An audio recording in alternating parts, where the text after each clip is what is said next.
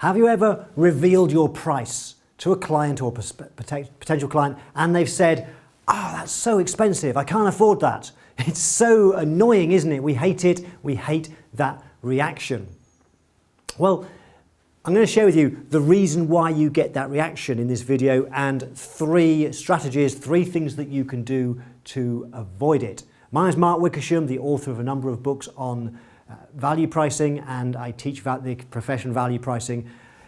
So let's look at the reason why it happens. The reason why people say, "Ow, that's way too expensive," is almost every time it's because they do not understand the value. They don't understand what it is that we do as a profession. They don't understand. They're not accountants. They're not bookkeepers. They don't understand. Okay? So when we just reveal a price, they make a judgment based on that number. And without any context, it's usually seen as expensive. And that's why they say, "Ouch, that's expensive." Annoyingly, even if it's not expensive, if it's a low, you know perhaps that it's a great price you've given them, but they still say those words. So 3 things to deal with. Strategy number 1 is make sure that you tell them everything that you do. You see, if you just say to the client, "We'll sort out your payroll," they don't see much value in that because they don't understand. They're not experts in payroll. They don't understand all the processes that you go through. And we know in our profession that with all the work we do, whether it's payroll, bookkeeping, tax returns, there are so many processes that you go through, checklists, balances, things that we have to do to make sure it's done just right, so we are compliant, so we get the client the best possible result. If you don't tell them everything, then you're failing to communicate the value of what you do.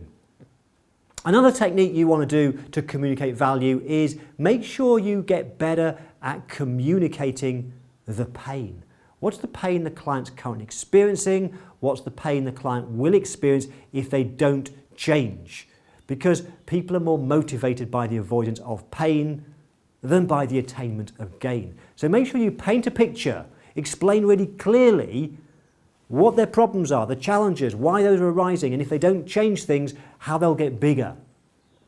We must build up the pain in their mind. And the 3rd strategy is we want to quantify wherever possible. Put some numbers on that.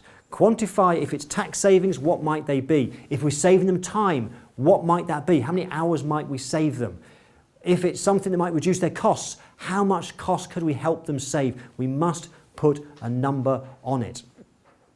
Now, a great technique that many of my customers do, my students who I teach value pricing use, is they create professional looking brochures. Because when you do that, it creates a system, a structure for you in the value conversation. Because you have to make sure when you're talking to a client, if you don't want to get that, "Ow, that's so expensive," reaction, then you need to make sure you systematically build the value. And so having a system in place is really important. Having a brochure you can work through that goes through in a structured process to build up the pain, to quantify, to explain the benefits to the customer, that will then reduce that reaction. They'll start to, as they see more value in what you do, they will become willing to pay you a higher price.